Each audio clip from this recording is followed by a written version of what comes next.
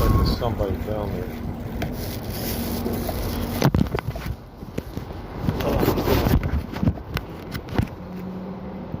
My hair is something's not going on with my hair. It's really soft and stretchy, and it looks like it's a little bit fried as well. I don't know. I need to. I think it's might be soap. It's causing it to fall out.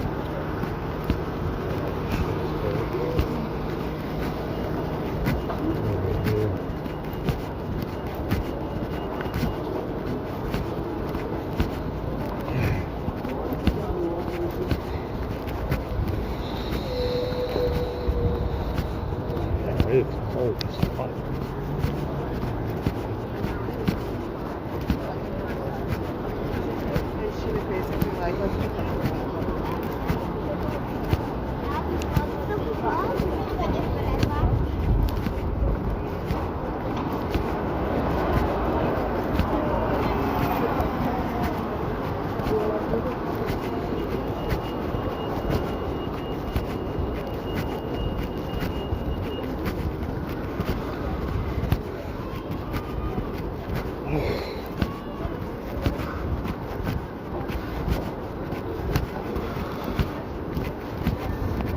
There he is. He's our number one superhero, huh?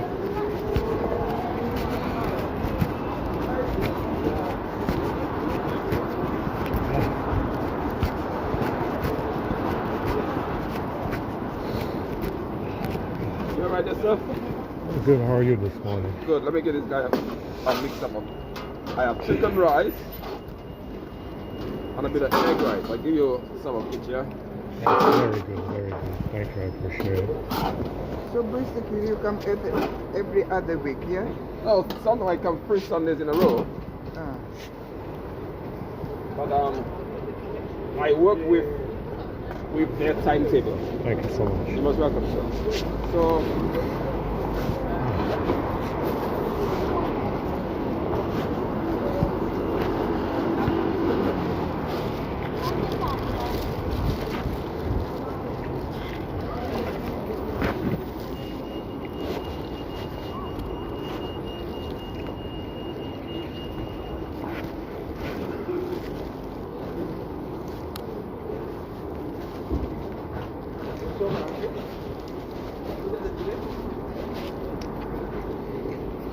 نقدر نصير في الاريا حق التوين تاور او تاور بريدج شوف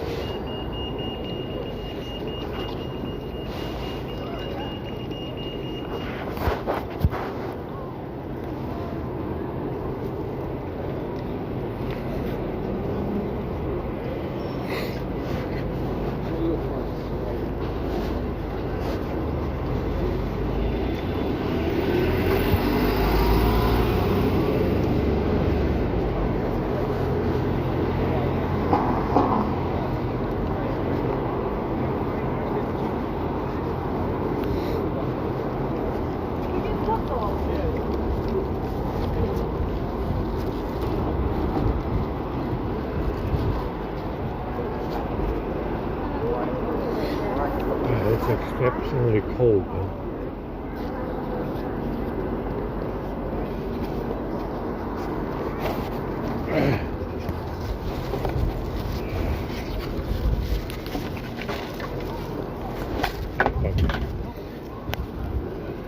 Oh my god,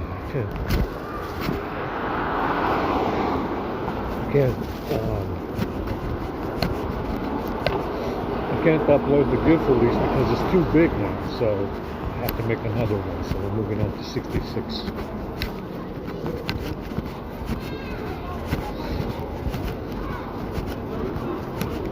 We're moving on to number 66.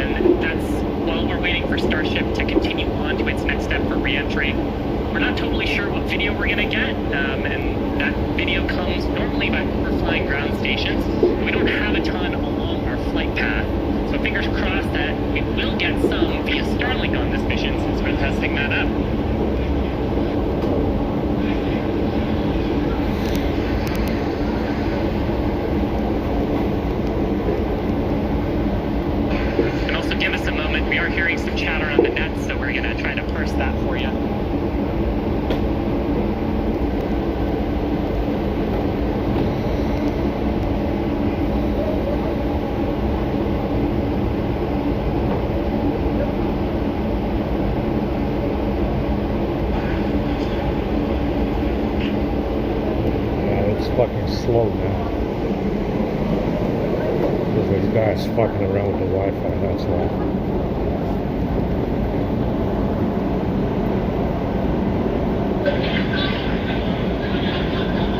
Minimal post-launch rework, and that's a big reason why we are ready to fly again today.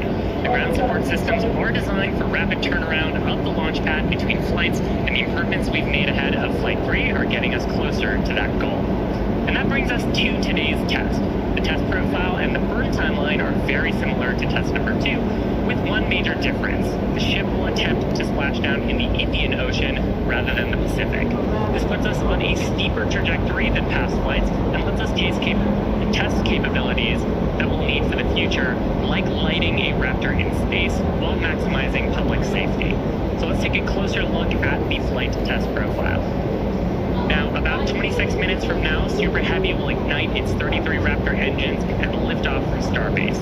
About 3 minutes into the flight, Super Heavy's booster will separate from the ship in SpaceX's second ever attempt at a hot stage separation. That means it'll light its engines while still attached to a partially lit booster. The ship's engines will then remain lit for about 6 minutes during the ascent before entering a coast phase. Next, the booster will perform a flip maneuver and execute a boost back burn, which, if you recall, is where Flight 2 Super Heavy experienced a rapid unscheduled disassembly. We're hoping Park hardware upgrades made for this flight will get the booster closer to executing a landing burn in the Gulf of Mexico. In the meantime, Starship will coast for about 30 minutes at altitudes between 150 and 235 kilometers, and the ship will attempt to fire a single Raptor engine for our first ever relight of a Raptor engine in space. And from there, the ship will head toward its destination, splashdown location in the Indian Ocean.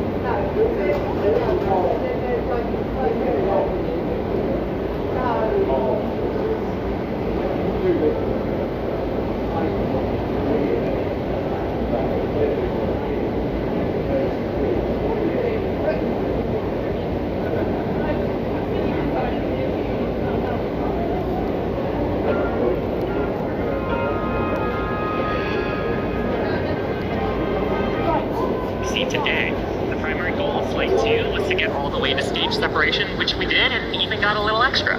For Flight 3, we've added some ambitious tests highlighted by an attempt to transfer several tons of propellant between the tanks inside Starship itself, as well as the first ever relight of a Raptor engine in space, and the opening and closing of Starship's payload door. When Starship takes astronauts to the lunar surface as part of NASA's Artemis program, it will be refilled in space by a Starship tanker spacecraft before boosting itself into a lunar orbit, like you see here. Transferring a large amount of cryogenic liquid in space has never been done by anyone, ever. So, we'll be looking to get data on some of the fundamental physics in play here, like managing pressures, temperatures, propellant settling, as well as we prepare for eventual ship-to-ship transfers. The ability to refill starships once in orbit will be critical for landing on the moon, and is a key technology for enabling deep space exploration and ultimately flight stores. Now, we're also attempting the first ever relight of a Raptor engine in space, and we'll need that capability for future in-space maneuvers and deorbit burns. It's important to note that what we'll attempt today is not a burn required for Starship to re-enter on today's test. We are intentionally flying this new steeper trajectory so we can test things like engine relights without substantially changing where we expect to splash down. And if Starship manages to make it all the way to re-entry, we will collect valuable data on the vehicle as it flies through the Earth's atmosphere at hypersonic speeds, or more than 5 times the speed of sound. We expect it'll look something like this animation on your screen with the heat shield tiles facing down. We'll use the Earth's atmosphere to brake the vehicle and then get us into a controllable regime as we go towards splashdown. Now, we did validate Starship's ability to fly and land at subsonic speeds during our suborbital flights several years ago, and gathering data on the aspects like heating and vehicle control while we're traveling way faster will become critical to eventually bringing Starships back from space for rapid reuse. We'll also attempt to open and close Starship's payload door for the very first time, a capability that we'll need when Starship starts flying our next generation Starlink satellites. And there you can see an animation of what that will look like as the satellites are deployed one by one through a slot near the top of the spacecraft. So, at this point in time, we are approaching T-minus 21 minutes until liftoff. Let's check in with Dan for a countdown update. Hey, thanks, Kate. Hey, everybody. I'm Dan Hewitt. Good morning. Welcome to Starbase. I'm coming to you from the Raptor's Nest, where I'm here with some of our flight controllers, also our pad red team. We're just behind the Mega Bay. Those are our super heavy boosters right behind me, getting ready for the next 4 flights after this one. So we're looking to launch a lot this year. Countdown has been pretty clean so far. We're not tracking any issues that are gating us on the hardware side and the vehicle side from that on-time liftoff at 8:25 a.m. Central Time. That's our T0 right now. We primarily shifted later as we were just working to clear the range. The other big watch item today is going to be the winds. The winds have started to pick up. We're still looking to be below our limits, but there could be a hold at T-minus 40 seconds just to make sure that the winds are acceptable before we go. We are actively loading propellant on board the vehicle. You can see by the frost line starting to build up. Looks like we're about 80% on the ship main tanks right now and a little over 60% on the booster. Now, Starship uses liquid methane as its fuel, liquid oxygen as its oxidizer. Both of those get cooled down to cryogenic temperatures of several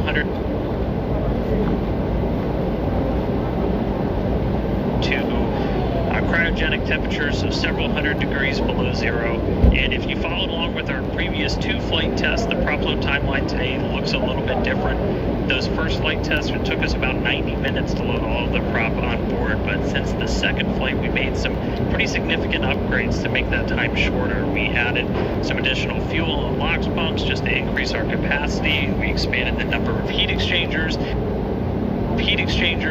and installed a dedicated filtering line for each stage, but they were sharing one before. Now they each have their own. That's just that main pathway to get the propellant to the vehicle. We're aiming for about 51 minutes for today's operation to fully load prop. We did that successfully on our wet dress rehearsal that we did recently. Eventually though, we're trying to get that time down to about 40 minutes. Just for some context, that's about 5 minutes longer than we take on Falcon 9, but we're doing it with 10 times the amount of propellant. Now, the propellant load on ship started at about T-minus 53 minutes, booster right around T-minus 42 minutes. We are about to pause loading on the main tanks of ship, switch over to the header tanks, and then switch back to close out the main tanks. We're expecting all of the prop to be on ship at about T-minus 3 minutes 30 seconds, and then booster prop load ends at T-minus 2 minutes and 50 seconds. Now our final countdown and startup sequence is going to be the same as Flight 2. We already tested this on this booster when we did it static fire. Looking back for Flight 1, we lit those Raptor engines on the booster and lifted off about 6 seconds later. Flight 2, we reduced that time by almost 2 seconds. That just helps reduce the stress in the ground systems, improve the efficiency of the rocket. But right now, we're just about to pass 18 minutes away from launch. Winds, again, they're still looking a little bit marginal, so we'll keep an eye on those. We're not working any other technical issues, and the range is expected to be green. If we can't make our test today, we have backup launch opportunities in the coming days. Could be 24 to 48 hours old, just depends on how far we get into the count. So check back in with everybody in just a little bit. For now, though, I'm going to send it back to Kate and Shiva out at Hawthorne. Thanks, Dan. The countdown is continuing to progress, so let's take a closer look at the world's most powerful launch vehicle ever developed. Starship is comprised of 2 elements, the ship, which has 6 Raptor engines, and the Super Heavy booster, which has 33 Raptor engines. Starship is capable of about twice the thrust of the Saturn V rocket, and with future engine upgrades, it will actually be 3 times more powerful. Now, with those future improvements, that'll allow Starship to carry somewhere between 150 and 250 metric tons to orbit, depending on the configuration. For reference, Falcon 9's heaviest payload to date is just over 17 metric tons. So with Starship, we're talking about an order of magnitude greater in terms of payload capability to orbit. And that matters because the amount of mass we're able to launch per rocket is critical to creating a self-sustaining city on Mars.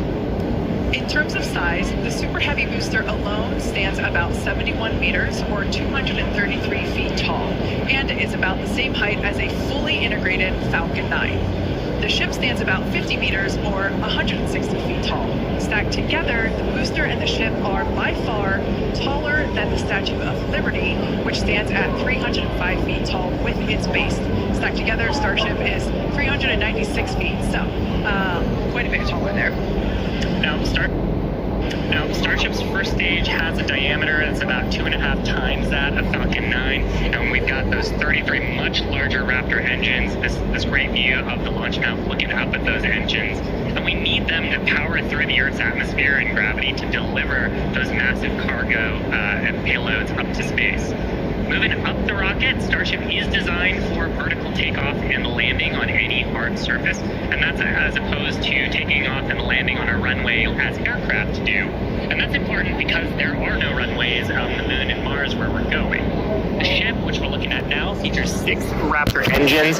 3 of them are sea-level engines, 3 of them are vacuum engines. That means that those vacuum engines are optimized with a larger engine nozzle to operate in the vacuum of space and get us higher performance.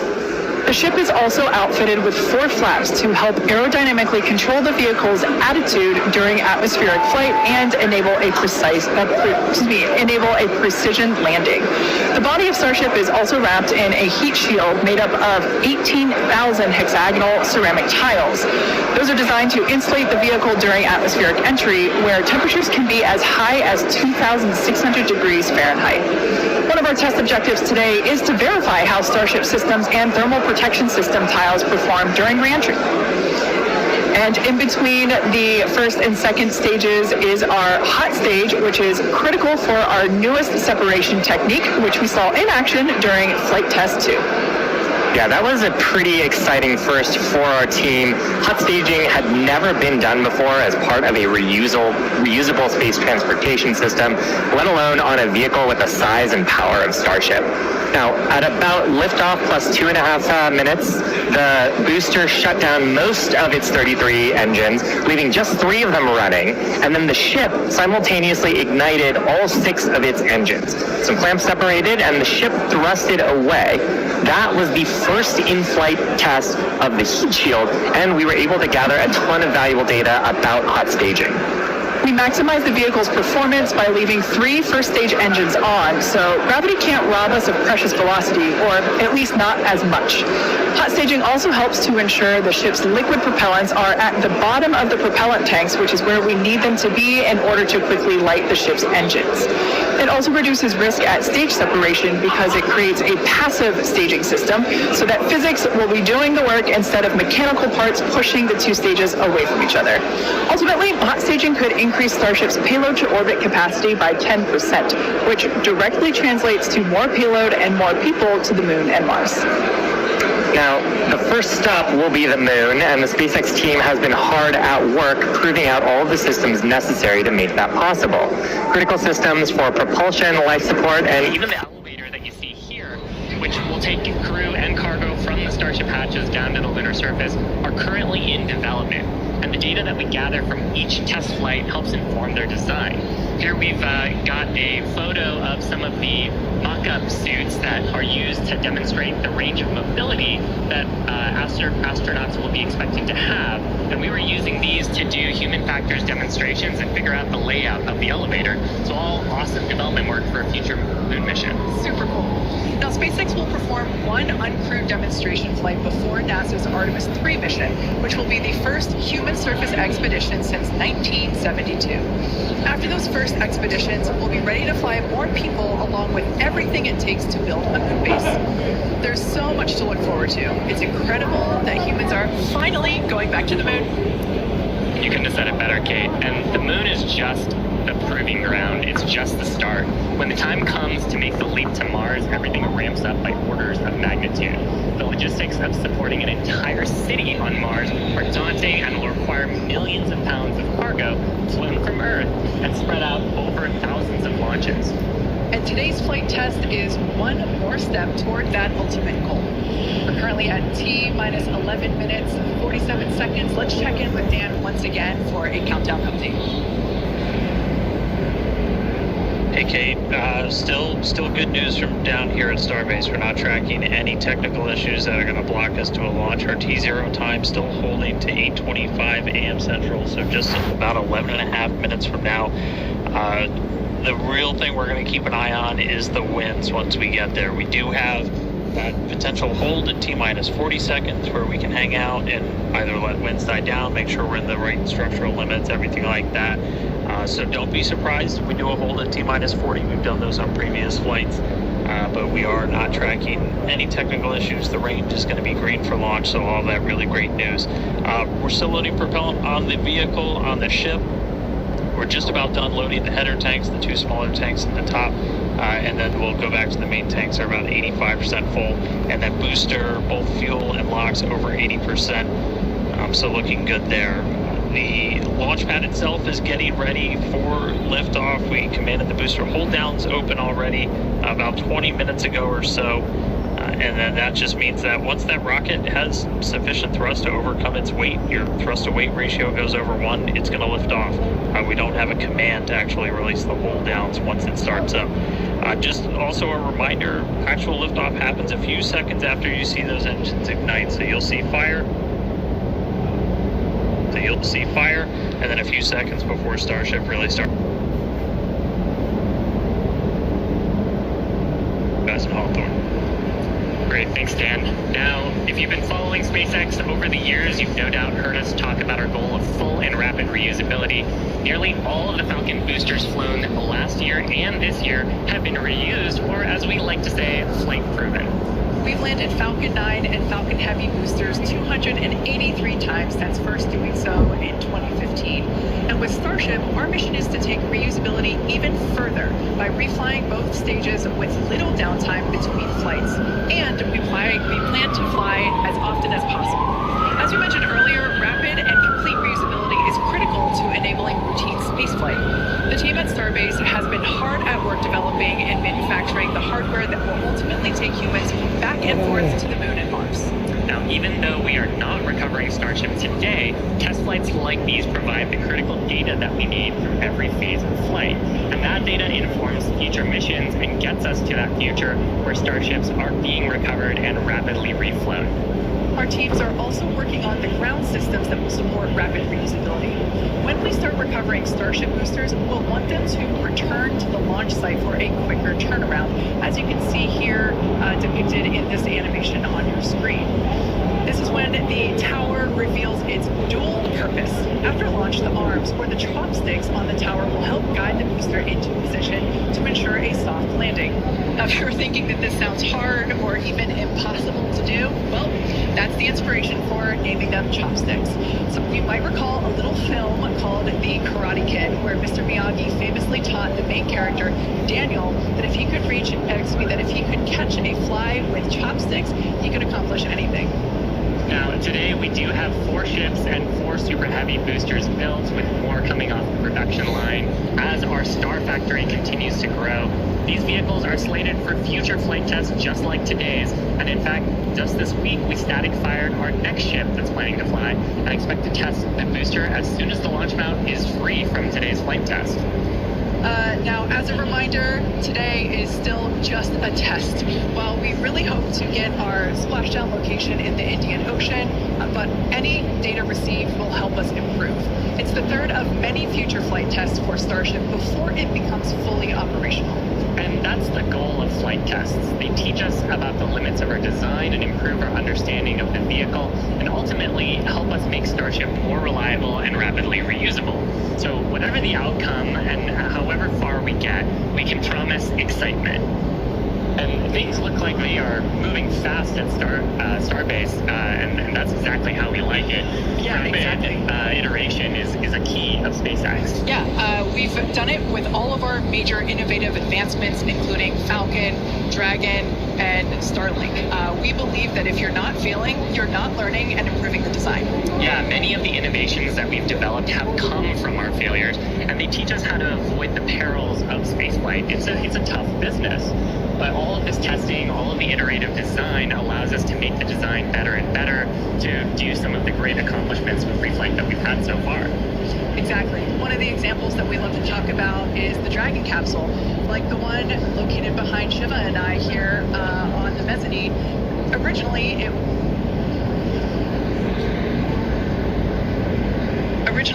was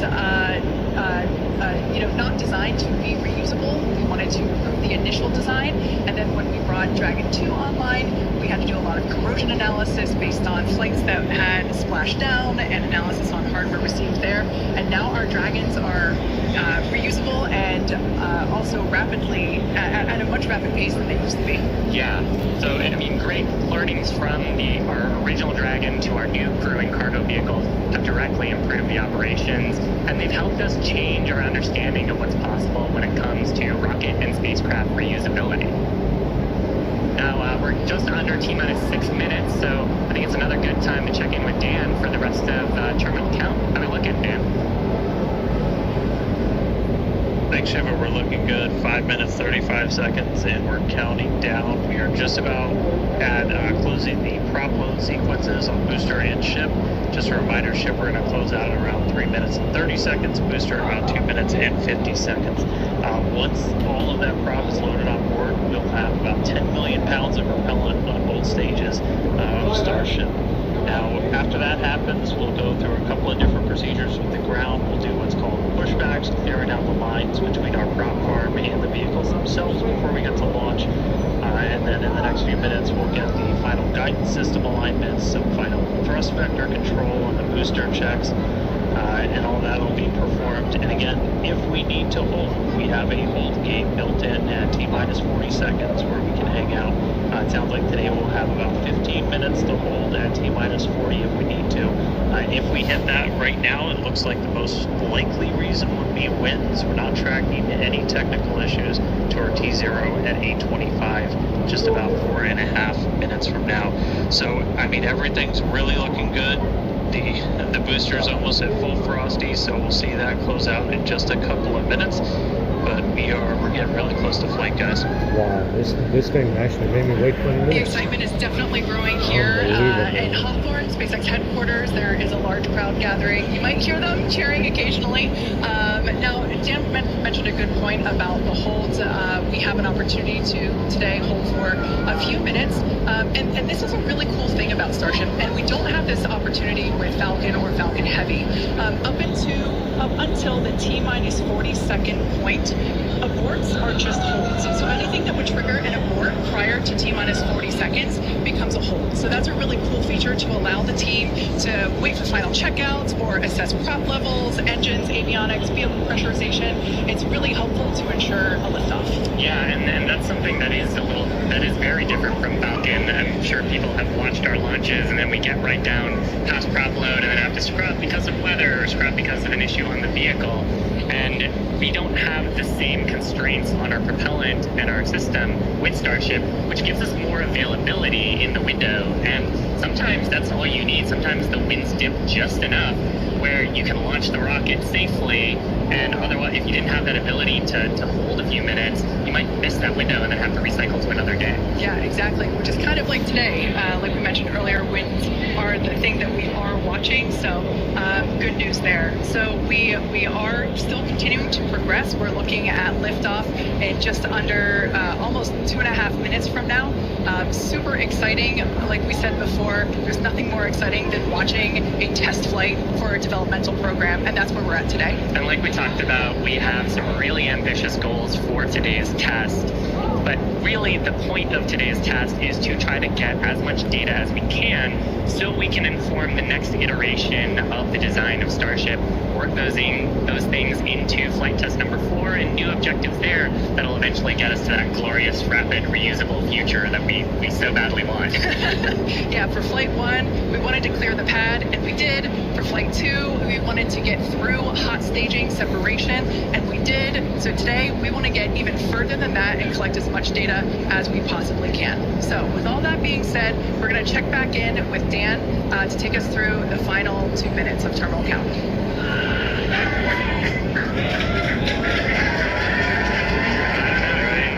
We are under 2 minutes away.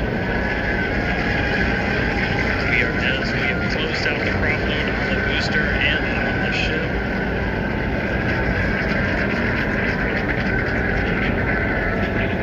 And we're starting to hear some good news that it looks like winds are not going to hold us up, so there's a good chance we can blow right through that 40-second hold. So we're about 1 minute and 20 seconds away. Just walking you through one last time, we're going to see the engines ignite about 4 seconds before we hit our T0. They're going to ignite in 3 different banks. You'll get 13 to the inners, 15 to the outers, and then the last 5 ignite just 2 minutes before T0. And then after that, the quick disconnect will retract. The engines will start to throttle up, and then we'll see liftoff about a second and a half after T0. So we're under a minute away. Don't be shocked if we hold at 40 seconds before, but it sounds like the winds are cooperating today. We may be able to move right past that, not tracking any other technical issues that could arise. Taking that cable.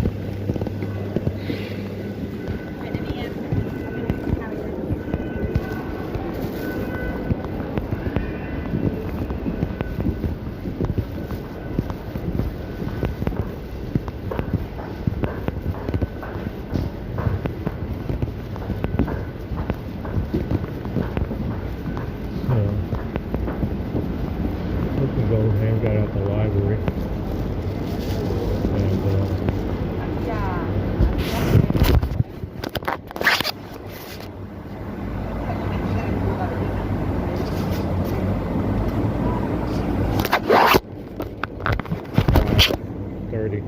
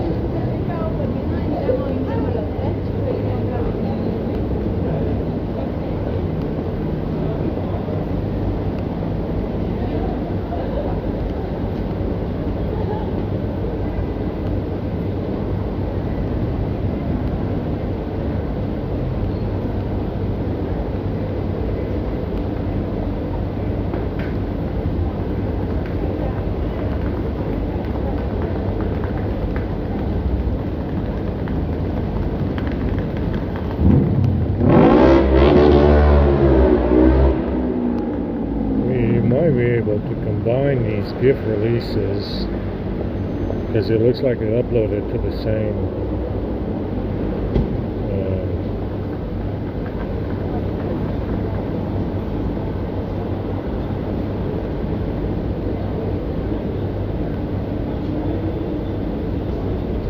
yeah, I'm gonna try and combine them.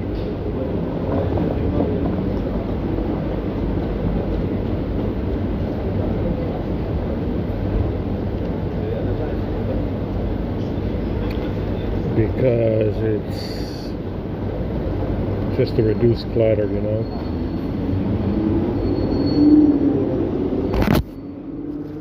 Reduce the number of differences because we're up to 66 and I stuck in our radius. How many I had to make. Ah. Go ahead and go to the library.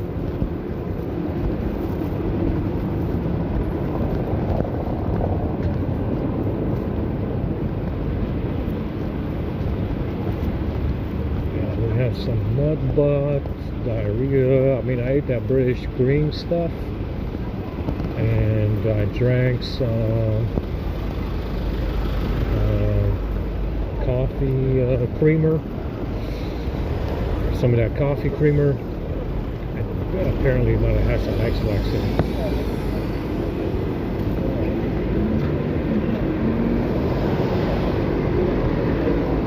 It's cold.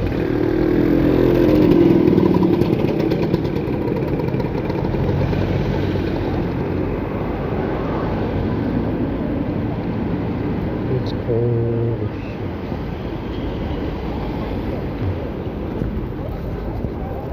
It's 1 degree, feels like 1 degree right now, that's what it said. Celsius.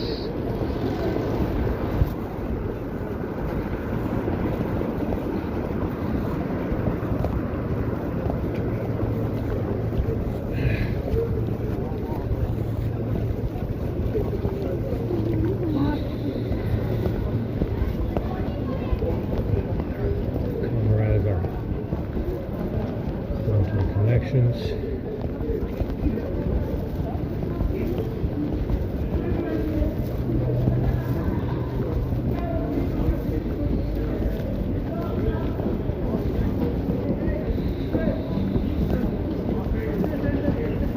That's good. There's less of them in the library. Maybe there's less of them in the library.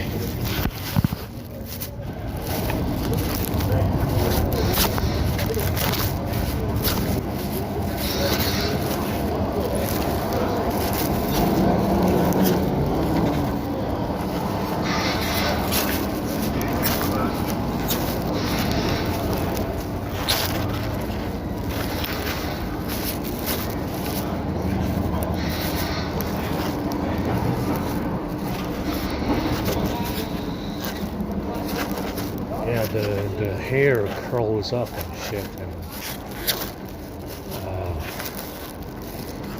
especially the gray silver hair, you know, it has a tendency when it grows out to curl up. but it's not normal, and it's because of this grease, this EMF. It doesn't grow straight. It curls up, and it's almost Creole. It's got that curly Creole looking shit. I'm not joking. You know how the Creole people have that curly, the really curly hair that looks like fucking noodles or spaghetti. And it comes out in a, you know, the rest of the hair looks normal except the silver hair that is new. You know, that grows out, that is new. So I've been picking it out because it doesn't look like the rest of the hair that, you know, that's on my head. You know, some of it is straight, some of it is curls up, but it's from this grease and the EMF. Not to mention I found some punctures. They look like punctures in the scalp. That's what it felt like because I couldn't see it. Right above my forehead.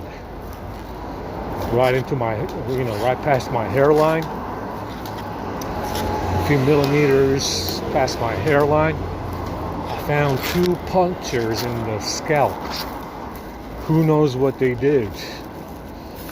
Yeah. So, like I said, I mean, the hair is falling out, you know, a lot. It stopped for a while, now it's falling out again. So, it falls out a lot. The A52 is draining, they did something to it. But it does that if you try to upload a file for a long time, it'll drain the battery.